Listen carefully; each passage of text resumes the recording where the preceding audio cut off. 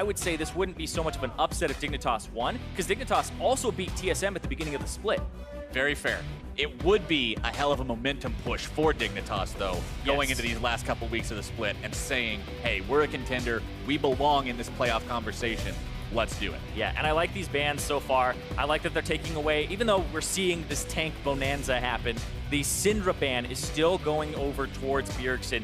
This is the most banned champion against TSM, up there with LeBlanc as the second one, but by far and away, Bjergsen receives the most bans. You can see there, a red side LeBlanc ban, Zac, Caitlyn, these are the things we typically see banned on red side, and Team Dignitas are having none of that. They're saying Bjergsen, he's been picking his mid lane champion the second round of the draft phase constantly now.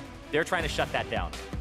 Well, Rumble, Galio, LeBlanc, Syndra, those are your four so far. But remember that when you do make those focused, targeted bans, there's a lot of power picks in the meta that end up being left open instead. I knew it. All right, so the Zac ban actually goes to TSM because right now, I think Maokai priority is so high, TSM and all the memes and stuff. But Zac, if Team Dignitas don't ban Zac, you probably take Maokai and they get Zac as a return. And now it's kind of like Maokai for free here is what I would assume would come through. Maokai's up. Cho'Gath is up. Kalista's up. She's been very popular. Yeah. Hauntzer's just going to go ahead and BM a little bit, hover the Yasuo to get the fans excited, and then switch over to something else.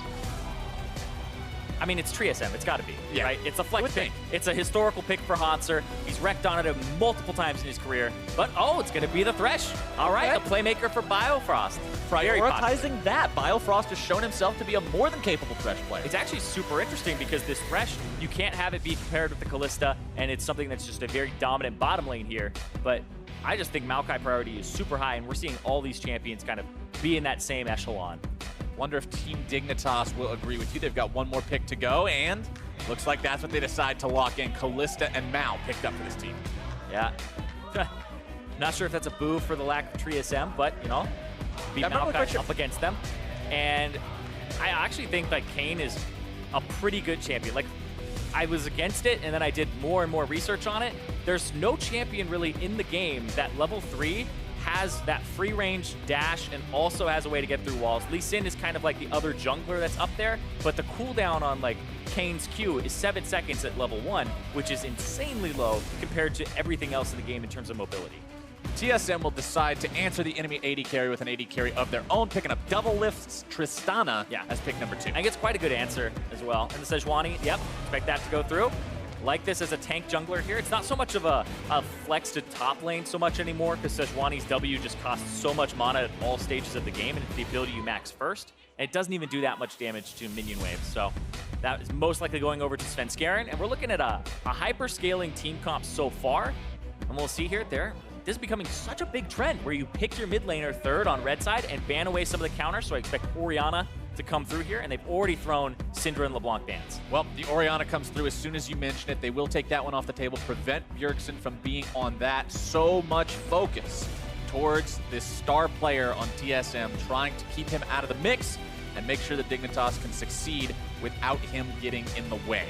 And it's interesting as well because this means that, you know, even though it's a mid lane, it's a mid lane matchup where Keane sometimes beats Bjergsen when he gets the counter matchup, but they're picking it so early on. They might ban like Taliyah here as well to try and just force more things out from Bjergsen, and so they're going to push him down that tier list very heavily. I swear we don't actually have an advanced feed of the games. Zirene is actually just calling these one after the other in terms of the bans that are going to be happening. They do continue to target Bjergsen in the second part of the bans. Taliyah, that second one for Team Dignitas. Their final ban of this match, of this game, I should say. Yeah, and Fiora, the final ban for TSM. It's funny because Fiora got nerfs on 7.14, but it's Ssumday Fiora. It's very historically powerful, and the tank meta has made it so that even though Fiora got nerfed, I still put a lot of stock into her in players who have actually put the time in on her. It's not one of those things that you just can pick it, anybody can do it, you just destroy the guy and outscale. Exactly. If they're playing like Cho'Gath or something like that, I would play Fiora into that totally. Oh, everything's so telegraphed, you can just automatically block it out as Dignitas decides to go with Blitzcrank. Hook versus hook in the bottom lane. And Adrian has just had such an incredible history as a player. I remember him back in Challenger, back when his name was Catrific Rules, and then we changed it to 10Q, and then he became Adrian eventually. This guy was like a Morgana, Thresh player, and then he got memed on by like only playing Soraka all the time and Janna because he was a 4-lane support. But I feel like Adrian is actually a very good player, very versatile, and can play all over the place. We think back to TIP, where he played Leona. He's always been kind of on the cutting edge of what the support meta is, and he's always been relevant, regardless of if the meta shifts. And sometimes he's been the reason that the meta shifts, like Soraka and then Afromu bringing it to MSI and whatnot. Okay, Zirene, Xerath locked in for Bjergsen on the side of TSM, along with the Jarvan, but that's way less interesting. They actually picked Xerath. This is actually a really kind of a blast from like 2 years ago. I remember talking to Jez's back when he was over here playing for Coast, and we were talking about this matchup of the Cassiopeia versus the Xerath, and he was under the opinion that the Cassiopeia would win and that the Xerath doesn't. And we argued back and forth on it, because Xerath outranges Cassiopeia at all stages of the game and can poke her down and keep her out of fights. Right. But Cassiopeia has kill pressure if the Xerath is kind of boosted and out of position at any point. Like, if you misstep once, Cassiopeia is able to kill you, but Xerath has all the tools to kind of navigate those situations. I feel like you usually have kill pressure if your opponent is playing like he's boosted. Yeah, but Cassiopeia is like a whole nother level where you really do have to. Cassio will instantly punish the person. You take one step out of the way, just slightly boosted, and she'll get you. Exactly.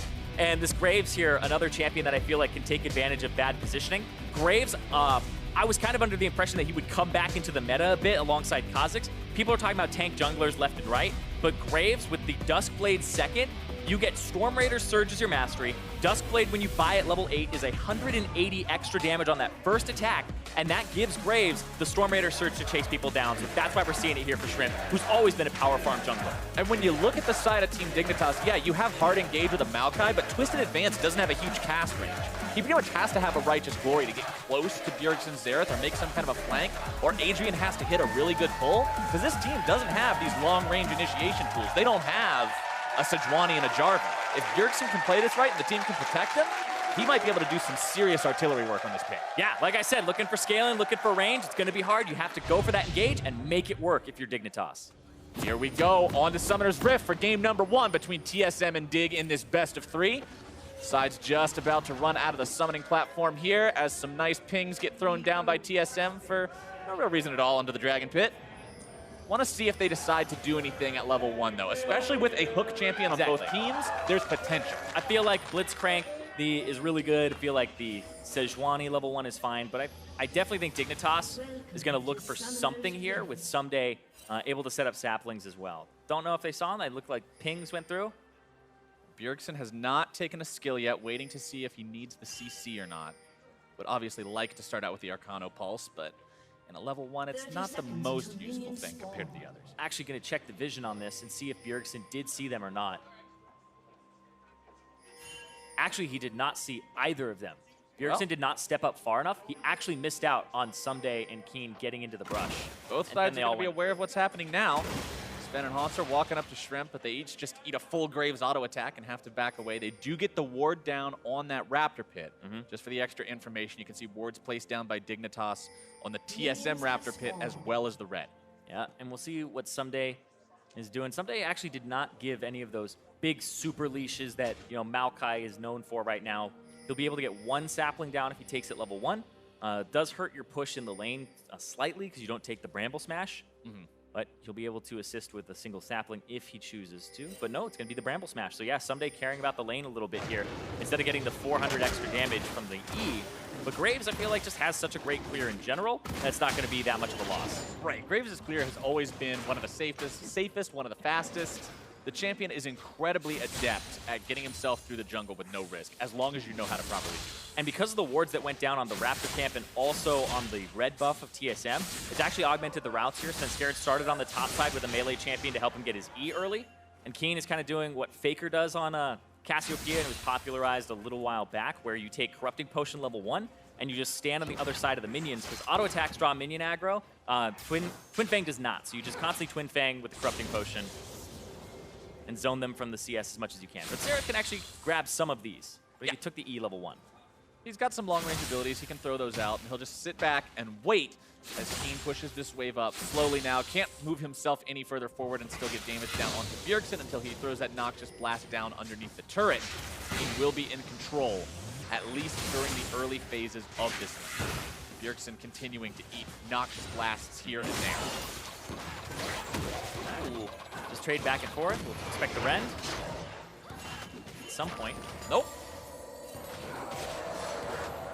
Catching him off guard a little bit there as Shrimp moves into the enemy jungle. Walking around, seeing what maybe he could find. Might want to go over the wall here, drops the ward, sees his opponent on the Krugs, and as soon as that ward comes down, Sven instantly smites the big Krug, making sure it's secure. Shrimp does see that the Raptors, the highest EXP camp, is currently up, so he's just going to take that away. I expect him to use Smite on the big one here and just try to get it very quickly. Yep, and leaves a baby one, so yeah. The Raptors are just the most experienced camp at level 1, and then you want them to respawn as fast as possible, so you try to do them early. But this is going to mean that Svenskeren's jungle is going to have a little bit less to kind of harvest during that early part of the game. Trying to keep Sven behind any way that he can, but remember, on those tank junglers, Sven is always going to be useful as long as he can get a couple of levels on him. One camp will not slow him down to the point where he's going to be taking a serious hit in terms of his progression. Meanwhile, DoubleLift and Biofrost in this bottom lane, keeping Adrian and Altec shoved back for now. And Tristana's one of these picks, Zirene, that with Kalista being so popular these days, a lot of players, and not just in North America, but everywhere, have been saying, okay, if you pick Kalista, we're fine playing Tristan too. Yeah, you have a lot of range. You get a range advantage over her later. You're better at kind of killing squishies and even tanks, I would say. But the big thing for me in this matchup here is the fact that the Blitzcrank can hook the Tristana. Tristana can actually buffer rocket jump through it if you do it correctly. It's kind of like how Ezreal E, the Arcane Shift, works in terms of interaction with the rocket grab. And then Thresh Lantern is another way to kind of escape that. So there's multiple ways. You're going to get interrupted there. Babies. Yeah, those poor little orphan Krugs. Two of them get left behind. Blitzcrank pull finds its way onto Biofrost. Altec with a little damage on the back end of it, but Shrimp looking for a gank top. This is the lane that he should be going towards because of the fact that there's just such easy gank assist. Having Maokai in the top lane is like a jungler's dream, where you have the W and then the Q is now a 99% slow for a quarter second. But Hauntzer kind of reading that because Ssumday was walking so far forward. It's a little uncharacteristic of how he was playing just a moment before. Shrimp level 4, Svenskeren level 3. You can see him maneuvering through his own jungle here. Just going to continue farming up, trying to make sure he's relevant as quickly as possible. Blitzcrank hook not finding its way onto Biofrost this time around, as Dignitas is off to a slight early gold lead based on farm alone, and most of that is what you're seeing in the mid lane. Yeah, the mid lane 10 CS advantage for the Cassiopeia over the Xerath, just the bullying that he's able to do. And they've pinched the champion pool of Bjergsen pretty heavily, right? Galio was banned by TSM, then Dignitas banned LeBlanc and also Syndra, and then Orianna Talia. So there were 5 champions that were taken down, and then the Cassiopeia picked away. So kind of, you know, when you're in solo queue, somebody bans 7 champions, doesn't really happen, but you have to go to your 7th best champion or your 8th best champion. You hope you're really practiced on those, and Bjergsen's kind of one of those guys that you would expect to, because he plays so much League of Legends just in general, have at least something here that he was able to play. And this is a little unorthodox that the Xerath comes out here. It's the first time we're seeing it in North America. But obviously a reason for it. Biofrost taking one for DoubleLift. Making sure he DoubleLift gets grabbed instead of DoubleLift. But DoubleLift just says, okay, thanks for that. I'll see you later, bud. Goes ahead and heads back to base. He is not going to have his back timing inconvenience. Yeah, it's like, man, just eat the hook. Doesn't matter. Just freeze the wave. And I actually think it's good because now Biofrost can catch the minion wave. And I don't know if DoubleLift will actually miss any of this CS here. Truly a team player in Biofrost as Shrimp comes over the wall, and Svenskeren now has the opportunity to mount the counterattack. Shrimp goes back over with the flash, but the death sentence is down. I don't think it was worth it to steal that Krug. First blood for Sven. And Shrimp has just been on top of counter jungling, and they eventually say, you know what, this guy's just been following me all game. People learn, they collapse, and you don't have priority in all of your lanes to do that. They don't have it on bottom here, and that's why Biofrost is able to collapse and DoubleLift to just back for a BF sword, who's able to deal a little more damage than is what's expected here, and Shrimp goes down. That was very, very unfortunate for Shrimp. Going in, trying to steal away, do what Graves can do, because you know he's so good at counter jungling and fighting in the jungle early on, but he just forgot that there was a lot of help nearby for Svenskeren. Yeah, the fact that DoubleLifted back to put him in a position to contest, and Shrimp, it looked like he was doing more than just trying to get the Krug there. He was trying to kill, he was trying to go forward. Keane dodges multiple ones. And I'm actually sitting here going, when's the last time we saw Xerath? Because it's been a while. Yeah, I have no idea. So for people who don't know, every rank of Xerath's ultimate actually gives him more charges on his ultimate. So he'll start with 3, and then he'll go up to 4, and then he'll go up to 5. So eventually, he just becomes that gigantic artillery and just keeps blasting people from a range. And that ability is honestly so fun to watch. It's very similar to a Jhin ultimate, where you can have these huge sniper moments where a perfect read on your opponent. Yeah. I just turn a fight. I just got really excited because I don't know if the technology was there with like the gigantic zoom outs that we're able to do in Observer now the last time that we saw Xerath. So now we might see, observers follow the whole bolt. Let's go. I'm ready for this. Yeah. Or we could get the super camera that follows it on the level as it flies through the air in the replay afterwards. Or we could see Adrian look to make another pull onto Biofrost as DoubleLift continues to farm. But right now, him and Altec are just content pushing the wave up. Yeah. Bilgewater Cutlass versus BF Sword, so some sustain versus the raw damage potential of DoubleLift. All right, so last time Xerath apparently was played was Summer Split last year, I believe. So now it's a year ago. So it's been a while. Another good hook. Yep. Adrian this time going for Biofrost because he just saw DoubleLift able to buffer the rocket jump, which is the front-loaded cast time. You have to interrupt it after he casts it. You always do it on reaction. So you'll always get it off if you time it correctly. Hauntzer doing a good job dealing with Ssumday here in the top lane, and one reason why Jarvan came back into popularity up there, he's so effective versus some of these tanky picks. You shred their armor with your Q. You also always build Black Cleaver. It makes that tank stacking not that effective. Nice jump away from Double. Yeah, and like I said, it's front-loaded, so you can't interrupt the beginning of it. You interrupt the ending of it. So he does it wrong on reaction with the 0.25 second cast time. If it makes contact during that time, it doesn't give a damn, and it just goes. So the only thing you have to do is do it on reaction to the sound and the pull, instead of if you do it too early, then that's what gets you. If you do it too late, you're actually probably fine. Which seems very counterintuitive. You Yeah. would think that being more predictive with it would be more rewarding, but in reality, wait until you see the fist in the air. As long as you don't get grabbed before you ever press the button, Exactly. you're fine. You got to stay calm, can't get too spooked, right? If he's running forward and just hits S or something, you're just like, oh, well, okay. And look at that. Last time he played it was versus Dignitas. Throwback 2015. Throwback to a couple years ago. 2015 spring. Wow. Week 3. Adrian. Oh.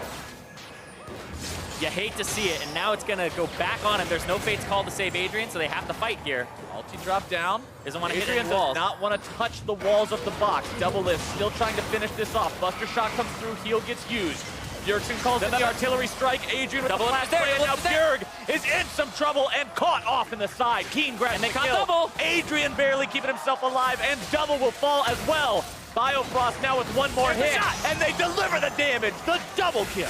Excellently played there from Dignitas to collapse, and the execution was after the Blitzcrank hook that missed. On point. Everybody collapsed. They were there in time. They have the better skirmish, and they catch Bjergsen while he's ultiing. And now you got one of the meanest tower pushes in the game, too. And I love this from Adrian. Adrian has flash. He can flash out of this. He waits. He doesn't hit any of the thresh walls. He waits it out. That was so well played. And then the heal comes through. They baited him forward, and now DoubleLift goes up. Adrian flashes to the side to avoid damage from the Sejuani ultimate, but they collapse on top of Bjergsen on the side, who is in his right of the arcane, trying to land some shots, and they get that final hit there. And this as well from Keane to cleanse is actually pretty heads-up play there. Dignitas. They got the turret, too. Ecstatic about that. Turret first blood on top of the 3 kills means this team is now up 2,000 gold at 11 minutes in. 2 kills on that Cassiopeia that you want to scale, that you want to be that big late-game damage source.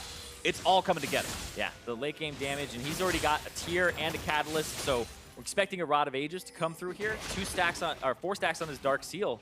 So Keane is at that point where he's got all his scaling items almost ready to go. Just waiting on that Roa to come through. And so now this becomes very scary for TSM as they're trying to scale alongside the Cassio. And Altec already has his Blade of the Ruined King done as well. Take note that it's health stacking that always happens at the start of the game these days for your tanks and your bruisers. It's Black Cleaver, Titanic Hydra in the top lane. It's Cinder Hulk in the jungle. That percent HP shred is deadly getting it that early. And I wonder what Svenskeren's going to go for. They tried to look for the smite there, but it's going to be a Kalista Rend and smite on top of it. As long as they time it right. Yep, we've seen these things go wrong. Yeah, Shrimp didn't really have smite there, so they just went for it there with the Rend. But yes, like you said, I'm interested in what Svenskeren goes for as his next item here after Cinder Hulk. The common Sejuani build is to actually go for Warmog second, but up against Blade of the Ruined King, I actually think that wouldn't be that great. Right. But he's up against a lot of mixed damage here. There's a ton of damage that'll come through from the Cassiopeia, and you have to worry about the Blade of the Ruined King. Plus, Shrimp will get a Duskblade, I assume, here as his next item, unless he's going for a Black Cleaver, because nobody else on his team will really get that item. So kind of has his options here, but I definitely expect Duskblade with the current state that it's in, even after the hot fix. I mean, it's so ridiculously powerful just having that extra burst, as well as the fact, I think that a lot of people look over, you get a free sweeper with it. Yeah, free sweep. Like, this item is just kind of loaded in terms of everything. The bonus damage to get your Storm Raider Surge, the sweeper to make sure that you're, like, not spotted as frequently.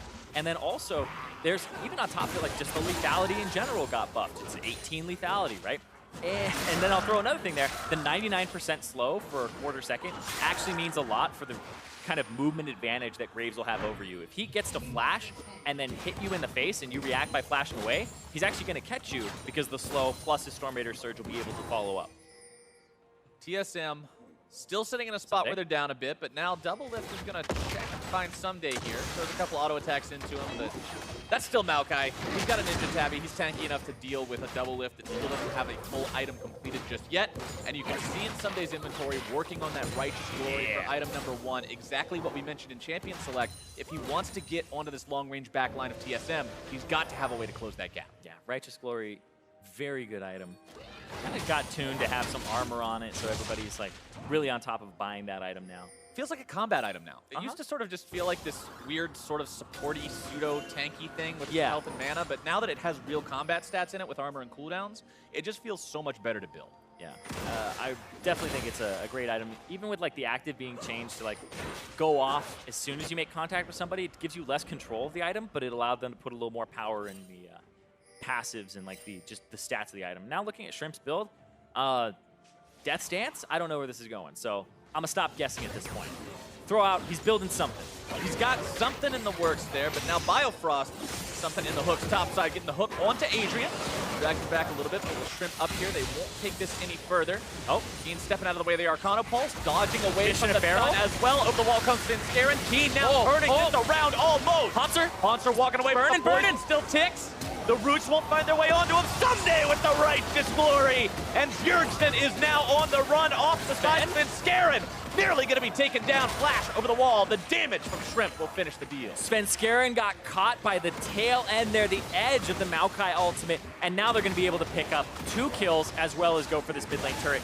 TSM were trying to get something done. They were trying to go for the shooting a snake in a barrel strategy, put the Cataclysm down. Bjergsen can just throw all his abilities in there and hit Keane, but Keane turns around and buys enough time for himself there to survive, or to survive long enough to deal damage and get Hauntzer low enough that Ssumday just goes barreling forward. An awesome turnaround from Team Dignitas, and not only did the fight go their way, but I love seeing a team be able to translate it into more as they get the turret, they're onto the Rift Herald, they're going to turn here onto Shrimp, DoubleLift and Biofrost trying to fight this with Bjergsen, who gets the kill onto Shrimp. Ssumday now exhausted. Hauntzer's made his way into this as DoubleLift knocked up into the air, juggled around, fade's called, Altec trying to throw his opponents off guard as Biofrost flashes up the wall. DoubleLift as well. Svenskeren grabbing the kill onto Adrian as Keane finally makes his way into this one and TSM retreats. Yeah, TSM gets some back though. They end up getting 2 kills there, evening up what had just happened previously. So TSM not out of this. Yeah, dodges the E. Then Sejuani ultimate goes wide as well, so Keane is able to retaliate in time. And this ultimate from Ssumday, it'll pick up speed and actually roots for longer, further it's gone. And then Altec actually... Fourth shot! Bjergsen from downtown! The stun there from Svenskeren's permafrost made it so it was super easy to land that last one. So really good synergy there. I'm actually liking that jungle mid combo a bit, because you slow the person down for the Xerath to land all those abilities, and then you just make it pretty easy for him. Kind of setting up this Xerath pick a little bit more than you would have thought in Champion Select. Once he gets going to, you can see Morello Namicon completed for him, so bigger mana pool, better cooldowns, also has that healing reduction capability. This guy's going to be a nightmare. Yeah, and he was down in CS previously. He's actually up in CS now, has 1 more kill than the Cassiopeia. And actually, Keane turned his Catalyst into a Abyssal Mask. Interesting. That's a tank item. Yeah. That's 350 health, 300 mana, 55 magic resist, 10% cooldown. and nearby enemies take 10% more magic damage as well as the Roa or the Catalyst passive. So that has no AP on it, and that's kind of an item that you would expect like the Maokai to pick up for him. Right, to help him get that multiplier. I actually don't like that on the Cassiopeia. That just feels like he was getting a Negatron look. Like Banshee's Veil, I think, would be a great item in that scenario as well. Well, he wanted to opt in for the tankier choice. He's still 2-1, so things are still okay for him, but not having that earlier damage spike on your Cassio could be detrimental. Yeah, Team Dignitas as they go into. I feel like if you wanted HP and mana, he would go for the Roa and scale up because he was in a good spot to do so, and he would get Banshee's Veil afterwards because Banshee's Veil I just think is such a potent item. And then if you had the shield on top of your cleanse, you become a very hard to catch Cassiopeia. But even then, it's like they're throwing Cataclysm at you, so you do need some durability, and that's why I thought the Roa would come through. Right here, we're seeing battle lines. Keane is kind of looking for the flank to make sure Bjergsen doesn't get a good setup, but they're going to turn on him here. Svenskeren has ulti. They stun him right back. Biofrost making low. Keane barely getting himself away off to the side. Biofrost now having a 2 on the front line. Svenskeren is down, and Keane still somehow limping away from this fight. Hauntzer juggling around in between 4 and cannot dunk in time. A double kill for Altec. Yeah, Ssumday, gonna dodge out there. The Rift Herald time, is it time to return to the scene of the crime from what happened last time? I feel like Dignitas want to catch waves and go for that.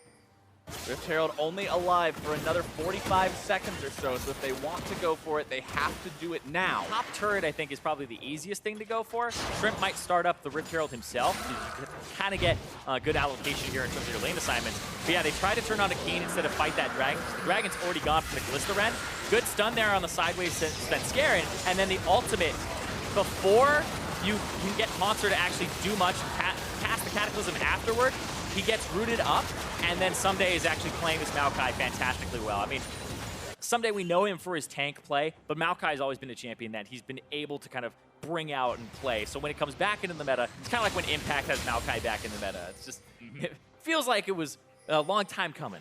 And one thing I want to point out, because we were curious about it earlier, second Blade of the Ruined King, now done on Dignitas. Shrimp went for that item number 2. Okay. Probably for the same reason we were talking about it on Altec. The health stacking on the front line for TSM, he wants to shred that. Exactly, and you look at like Svenskeren's itemization, mostly magic resistance early besides the Ninja Tabi, and now you can do a lot of damage to Hauntzer, who doesn't have armor except now he finally does.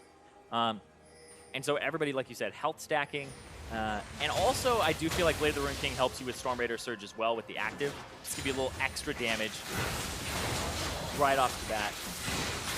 Now, heading into the mid-game, this is an area where you typically start to see mistakes from a lot of teams, especially those teams that aren't at the top of the standings, because of the fact that they'll get an early lead, and then it's going to be translating that into a win that becomes the difficulty for them. I want to see if Team Dignitas can take this early edge that they have with 2 extra kills and 2 extra turrets and 2 extra Drakes and turn that into a very fearsome mid-game offense against TSM. Or if TSM will be able to turtle up and use this range, keep themselves in a solid spot, and ultimately make the comeback later. Third turret goes the way of Dignitas. Gold difference at 20, average negative 625. This game plus 2,900. I mean, Dignitas have kind of always had these up and down seasons. We think about back when they were like 1-7 last split, and then they went 7-1 in their next 8 games. I mean, now they've just replaced their bottom lane. Shrimp is now the starter, so he's no longer sharing like practice time. So you've got more focus now from Dignitas, and we'll start to see them start surging in the standings because of this. And I always feel like when you get that 5-man roster, like people talk about 10-man rosters a whole bunch, I feel like when you just settle on a solid 5 or possibly 6, that's when you start seeing big results come through over time. Like they talk about trusting the process. That's all about leaving the same people in, trusting even if they do poorly, that you can, you know, kind of refine them over time, learn from your mistakes, and just have that camaraderie. And when you have that roster nailed down like this, then it definitely helps. You start seeing the process kick into action. And all these roster swaps and changes and differentiations have just become such a big role in Summer Split 2017 across a multitude of teams. So seeing Dignitas make these changes and then find success, you would think that they're onto something here. Ssumday getting himself grabbed up by Biofrost, but nobody wants to go in on the big tanky Maokai. Bramble Vest built on him too, so whenever anybody attacks him, remember, even just that baby version of the Thornmail still puts the grievous wounds on auto attack. And now they're going to rush Baron. They have Kalista, you have Raids, you have Cassiopeia. There is so much damage here. And also Ssumday, I expect him to throw out the ultimate here diagonally towards TSM who were approaching when they want to turn. There it goes. Used as a zoning tool. Hook doesn't find his way in. Fight. Fate's call comes out. Baron secured now. How can TSM try to fight this? Adrian taken low, but not dead just yet. Walks his way back. DoubleLift grab the kill onto him as they move forward. DoubleLift drops. Bjergsen will kite back as effectively as he can, but Ssumday is still chasing. Ssumday has a Biofrost off to the side, but Ssumday is alone and oversteps his boundaries. It's a 2-for-1. TSM gets the edge in the fight, but Dignitas has Baron. It was good from TSM on the back end to identify that Ssumday had messed up there. He was looking for a flash W onto Bjergsen because they had just killed DoubleLift, but nobody else on Dignitas went the same route as him.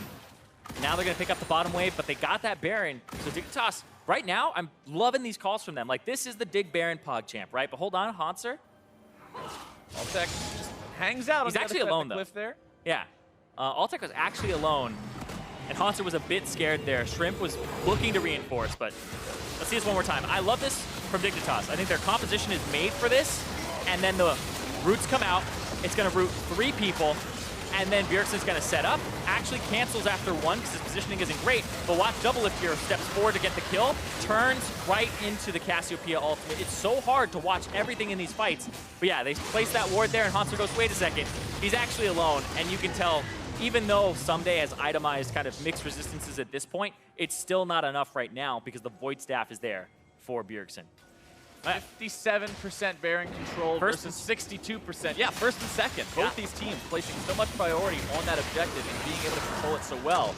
But it's Dignitas that still command the buff right now on 3 different members. The 2 without it are Ssumday and Adrian. Everybody else still capable of empowering those minions. But I like how Adrian went forward, and you saw the synergy and the way that he plays support. He went forward, and even if he messes up, they're going to pull him out. And look at this, another Maokai ultimate across the back line. Tier 2 still standing. They want to finish that one off. They're going to take this fight. Ssumday very, very low. Altec still staying alive. Hauntzer getting himself back, but now gets burned. The hook back onto Adrian. But the stun coming out from Keane will shut down Bjergsen as they continue to press the attack. And DoubleLift and Biofrost now have to find some way out of it. Spear in 2 seconds. Oh. Altec will not be able to chase down Double, but Svenskeren still hanging around, will not defend the Tier 3 either. 2 alive on the side of TSM for the next 20 seconds. Dignitas breaks open the base and wants the inhib as well. Yeah, they're going to go after the inhib here. They'll most likely kill it, but also top lane's being shoved in by Ssumday. I love the way that he's playing this right now. The Maokai has been fantastic, but then you put on top of it that it's just the Ssumday mechanics and game knowledge where he's knowing where to be at what time and how to play it. He's shoving the top lane as everybody is pushing to the side, so he's going to get free room here, and then everybody else is going to have to come match this wave. Hauntzer will have to come top, Ssumday will back, they'll get this ocean break, and Dignitas are just out macroing TSM with the lead that they had early. This here, you see that the Sejuani ultimate lands on the Keane, so Keane backs up, but then they throw Adrian into Peel on the right side, and then right there, Ssumday got enough HP back from his passive, plus the fact he has Spirit Visage now, and this flash forward stun from Keane landing onto Bjergsen is just beautifully played. And then Altec almost, but I'm loving the mechanics here. Quick QSS to get out and continues the chase. If that didn't happen, then DoubleLift is dead as well. Dignitas now commands an 8,000 gold lead, 3 Drakes, 5 turrets, and 3 kills up over TSM. The team that everyone's currently looking at as the best in the North American LCS are the ones that Dignitas are very close to taking down in the first game. They've got 1 inhibitor down. Tier 2 still standing there on the top side as well as the bottom side. So Dignitas have either one of those lanes to choose from as to where they want to be pushing next, as no neutral objectives are up. So they'll continue trying to take over, push up, move up that vision line, and choke TSM out of the game.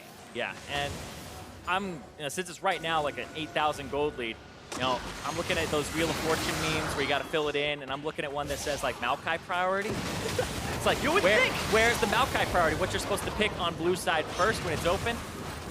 I would say the Maokai is so flexible, and they were able to pick the Graves very late. Last pick for Dignitas, so they knew what top lane matchup they were going to have, and they knew what jungle matchup they would have as well. So I feel like Dignitas on red side got the better of the draft here, and really pushed Bjergsen onto the 7th tier champion for him, maybe even a little lower than that, with the specific matchup that he was looking for. I want to keep my eyes on what Dignitas does in this fight because they do not have Fate's Call ready to go. Ssumday gets himself pulled in. He's going to be the one who gets taken down first along with Sven. Tank for tank to start this fight off. Still 4 alive. Their base is going down. There's some super minions on that top Nexus turret, and it dies. One Nexus turret down as the cost of that fight. Dignitas keeps TSM involved in this top lane long enough. They see Hauntzer. That. Yeah, when you see Hauntzer like that, you get to move forward. And now they'll get some damage onto this turret. And you look at TSM's comp, what's the engage right now? It's a hook. Oh, once again, yep. Okay. Yeah, like I said, you just do it on reaction, right? Do it when you hear the sound, and you'll get it every time. DoubleLift gets himself away from that one, which if he didn't do it on reaction, that would have been disaster for TSM. Likely would have ended up losing another lane in terms of inhibitor status. Bottom side, Hauntzer moving up to take those minions out as the gold lead gets itself closer and closer to 10,000. Gargoyle Stoneplate being worked on now by Ssumday to make sure he can go into these fights with complete impunity, not worry at all about his own safety, just put himself on top of DoubleLift and Bjerg and cause all that disruption that he's been doing so well this game. Yeah, and I think the draft has just been fantastic from Dignitas. Like, big props to Cop and the team because I feel like they got the Maokai very early, they got the Kalista, and then they were able to do pretty much a huge shutdown on that mid lane. And I think that's big because when you play against TSM, you always think about trying to control Bjergsen and trying to force him onto something that can't really take over the game as easily. And because he did select the Xerath here, they have a lot of tools to deal with that. I don't feel like he's been able to get off 4 or 5 shots in a row here with his Rite of the Arcane in the last few fights. He's got one more level to go before getting that final level in the ability to give him that 5th shot. But we've seen multiple fights where he gets interrupted. We've seen multiple times where he just cannot utilize the range to an extreme enough degree to make up for how behind his team is.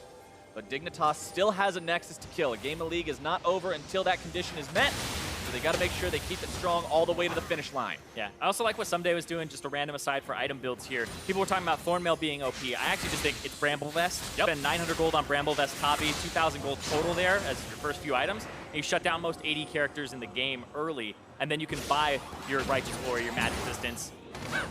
Yeah, just every time. Without fail. I don't think he's failed that once so far. Nope. So really well played there, but yes, just sit on the Bramble Vest. It's not so much Thornmail, it's more the other part. They're trying to make sure he can't get to the Lantern. Seeing if they can stop him, but they're taking a lot of damage over the wall. Bjergsen providing this covering fire. Spin a little bit more distance will get him to safety, but he's so low. Baron is live. Dignitas recognizes this. The enemy jungler is out of commission. Yeah, and you can see Shrimp went for the sweep, trying to make sure there's nothing in the Baron pit. But right now, they don't have Maokai ultimate. I feel like they're going to try this and force it, but they don't have the same tools as they would have, but they forced Svenskeren back. So it's Rend and Smite versus pretty much just damage abilities here. It's going to go really good or really bad. Miasma down, his own TSM away. The Smite comes through, the Rinzlet takes it. Hauntzer now going to be soaking the damage. Ssumday as well. Hauntzer getting himself away with the Lantern. Dignitas in retreat. This is good for TSM. Bjergsen firing off the shot. Keane going to be soaking the damage. Hauntzer grabbing the first kill of that fight as Maokai will now be cut down second. Make it Blitzcrank. Maokai barely hopping away instead. Svenskeren continuing the chase. The slow comes down. Over the wall goes Trist. Shrimp somehow still alive, but the auto attacks come in. The crits are down, and the shutdown for DoubleLift. That's what TSM needed to get back into it. The Baron goes over to Dig, but they get the resulting fight. Now only 2 members of Dignitas limp away with that buff. Dignitas thought that they were ahead enough to force that, but the range of TSM finally comes into play. Yeah, as soon as that fight, I called it right there, where Maokai doesn't have ultimate, they have to get it and get out, but TSM identified this is where they can take the fight, and it looked really good for them right off the bat. Now catching Ssumday out, blowing his ultimate yet again, more stuns coming through, Exhaust is down, zoning Shrimp off at the same time, and Ssumday falls. He holds the line at the tier 2, but taking him out gives TSM the opportunity to get back and regroup. Yeah, Mountain Drake will most likely go over to Dignitas, though. So TSM kind of lose Mountain Drake, lose Baron. They get 4 people, and now Shrimp is the only one who has that Baron left. But right here, this is the big thing for me, is that they're focusing down Hauntzer, who actually gets his Gargoyle Stoneplate off and gets out, and they traded that for damage on Ssumday, who couldn't get in. The hook lands, the Cataclysm actually kind of is perfect in this fight because Keane is kind of caught on the edge, everybody else trying to path around, and then Bjergsen, like I said, shooting snakes in a barrel, just keeps throwing the Rite of the Arcane on top of them, and that's exactly what this comp is built for here. And Shrimp has his flash, but ends up using it a little late, and the rest of the team got baited there because it gave DoubleLift the confidence to go forward because he knows he's going to get some shots. He's going to get some static shiv hits there. And you can see that damage is immense. 5,600, and Bjerg wasn't exactly being shy in that fight either. Nearly 4K from his Xerath. Yeah. These two, even though they're the only real damage threats on the side of TSM, I mean, yeah, the Jarvan's a bruiser, but that's not going to be destroying these tanks on the side of Dignitas. Yeah, and like, Hauntzer Okay. going in. Hauntzer's going in, gets interrupted during the flag and drag combo. He's far, though. He's far. Hauntzer's so far separated from the rest of the team. The miasma is Maokai thrown down, but through out They don't see it yet. coming in from behind. The cavalry has arrived, and a double kill for Altec as DoubleLift is now grounded out and shut down. Oh. Another kill for Shrimp as TSM makes a gross overestimation of their fighting ability. And DoubleLift played that as well as he could from that position. He W'd back, and then he ended up buster-shotting Ssumday away, but the route just lasts so long that they're able to pick up more, and now they're going to go for that mid-inhib and try to get that down again. Thought about trying to chase down Bjergsen and Biofrost there, but you could almost just imagine the call if we can't catch him. If Bjergsen and Bio can't pull off a miracle defense here under one Nexus turret, Dignitas will take game one.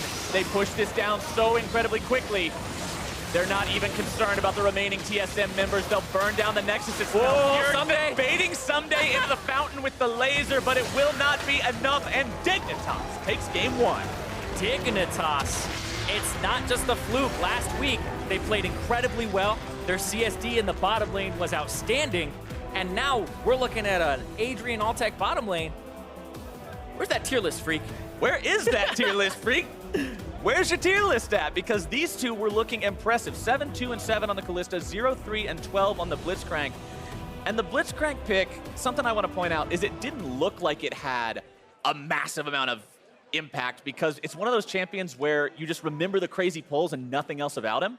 But he had so many pulls onto DoubleLift. Yeah. DoubleLift just canceled every single one of them. Yeah, but the thing is you get his rocket jump, you force him to play defensively, and that's during the lane phase. But later in the game, what Adrian got to do is because of the Kalista, and I can't emphasize this enough, that there's so many damn power picks right now in terms of what you can pick very early on in the draft. Maokai, Cho'Gath, Thresh, Kalista, Zac, Galio. It keeps going on, that this right here was perfect for them, and they've gotten this Kalista so many times. They had it last week and beat Stixxay. They had it last week and beat Arrow in lane. Like, this is a very strong bottom lane that comes out on top more often than not in terms of just the champion pick.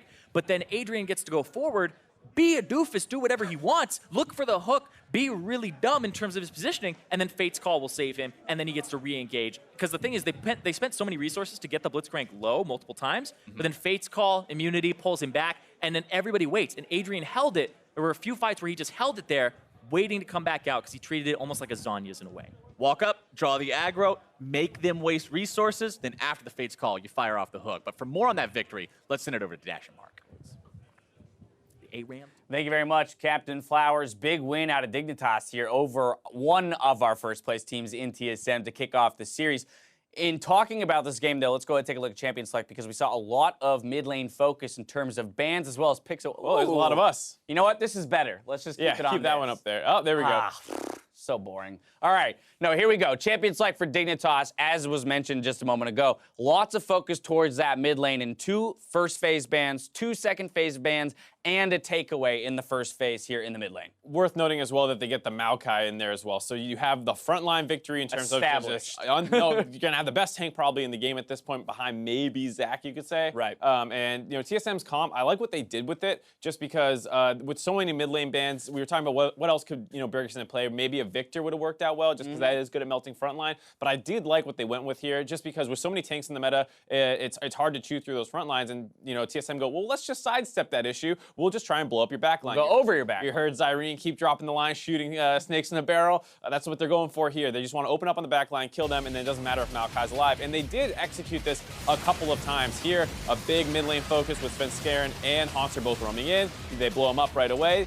This one does get punished a little bit because they're on the back foot, but you see them continue to go for this idea here. Altec getting hit and CC'd by the tank while Bjergsen snipes away freely from the backside. To me, that's a perfect example, right? Because you had 2 tank frontliners duking it out, but the CC lands on the Kalista. It allows Bjergsen, under the safety of his own turret, to help zero him out. They win the fight as a result. However, you have to be able to keep the Xerath safe in order to make this effective. We saw multiple occasions in which Dignitas, responding to skirmish situations, particularly in the bot lane, opening up on Bjergsen, who found himself in an unsafe position. That was a big problem, as well as the fact that the opposing mid laner is a Cassiopeia, arguably the strongest you know, mage at burning frontline down. So it starts off with this 2v2 going in the bot lane after Adrian misses his hook and there's no ultimate available for the Kalista. This is the perfect time to go aggressive. And mid laners are already on their way. Right, and both mid laners are roaming down. This should favor TSM hypothetically because you see, you know, Bjergsen can just throw his damage in from afar. But he opens this up in a very unsafe spot, and because Keane's following, he gets the flash stun follow-up. Shrimp targets him down as well. They blow up Bjergsen, and now that backline kind of artillery cannon is down at the very start of the fight. And the chase potential of Cassiopeia, along with her absurdly high DPS, comes through to finish off a few more kills. Double kill goes over to Keane there. That's going to put him well out in front of Bjergsen for the remainder of the game in terms of the gold lead. And that's the big thing, is that Keane was actually had a small CS lead on his own just in the 1v1 matchup. You know, Cassio is probably a little bit stronger early on. It's been a while since we saw Xerath Cassio.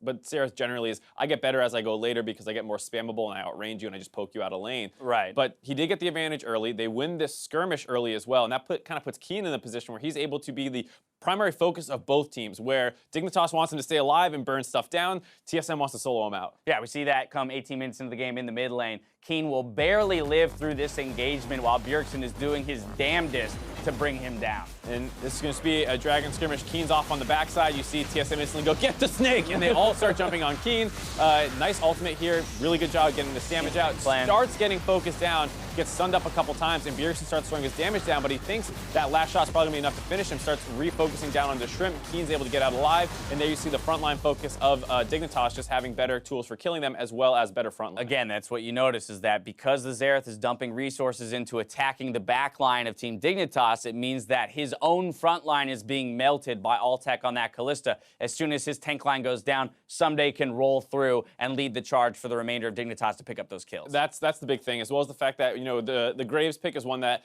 has been talked about a little bit. We saw Blade of the Rune King first, which is a little bit surprising, but we have some health stacking on the side of the Jarvan. The Sejuani's first item is Cinder Hulk for the most part, so you're going to have a lot of health. The Blade of the Rune King makes sense there, and then you do have an extra DPS threat. So as, you know, Bjergsen's sniping away at the back line, you know, you just have Graves free hitting the other team's front line. So I just want to put a closer here on the Xerath pick in particular and recognize that we believe, and correct me if I'm wrong, but we believe it was an intelligent decision by TSM based on the options available to them in terms of a strategic decision. Yes, it didn't work out in execution, but when you're faced with 5 bans and only a few more mid lane options, this actually isn't a horrible choice. No, it wasn't a horrible choice at all. They're, you know, relatively immobile with the Cassiopeia. The problem was right now in the tank meta, when tanks start getting ahead off early leads, it becomes very difficult to deal with them. And that's kind of what happened with that early skirmish victory. Dignitas got the lead, and though the fights were very, very close, it basically came down to the fact that they had the gold lead already and they could snowball through the fights. And now I want to talk about one final thing with Dignitas, which is their play around Baron. We spoke about it at the beginning of the day. Picks like Cho'Gath, Nunu, and Kalista are going to come up huge for this team. But beyond that, you have to understand how to play around those picks. And Ssumday illustrates a very pure understanding of how to play a tank around a global objective. Some other teams might take notes on how to use that one. Stack up the Kalista over. And then you use the Maokai ultimate to keep them out of it. Kalista gets the Rend, and then you turn after. And it was just very clean play. It was also another great Cassiopeia ultimate out of Keane hitting DoubleLift there, and they get the kill. And there you see, you know, a pretty dominant game out of them. There are some dips, but that's going to happen against a team like TSM. They're going to throw their counter punches, and despite that, Dignitas was still able to end the game. As long as we're trending positive in terms of that gold lead, we're doing a good job. So for Dignitas, getting that first victory, Altec will actually pick up player of the game. We talked a lot about the mid lane focus, but when you're looking at the damage dealt, who's carrying the fights while Keane is pulling focus? Altec was there, got crucial Baron secures as well. I mean, that's the big thing, is that as much focus as Keane kind of had in a lot of these replays, it was, you know, supposed to be the highest damage mage in the mid lane. It's actually one of the lower damage AD carries with the most damage. The fact that he is unfocused in a lot of these fights allows him to stack up all those big Ren, you know, pulls onto the front line, kills them, then they keep going through the fight, as well as Zirene was pointing out, being able to save Blitzcrank numerous times. I have to assume here going into pick ban phase for game 2 that TSM will likely early pick a mid laner this time around just to get something for Bjergsen that's more impactful from a power perspective, let alone a counter perspective, because on blue side, Dig could choose to throw a similar set of bans out and just pigeonhole them onto a same situation. It's a weird, you know, kind of change with the 10 ban system, is that blue side now on the first ban phase is free to ban out those mid laners, but what ends up happening is that through the first actual pick phase, you can take a mid laner last and then ban out its 2 biggest counters, so you're able to kind of blind pick it safer. So even though, you know, with Dignitas moving over to blue side, you'd say, oh great, they can repeat this strategy and throw a lot of mid lane bans. well, they can, but now TSM can do what Dignitas did, which is take the Cassio and then ban out some of its counters. Absolutely. All right, we're going to take a quick break before round 2 of Team Dignitas versus TSM. As we go to commercial, here's a track off Pentakill 2. And for more information on the new album, stay tuned at pentakill.leagueoflegends.com. Enjoy.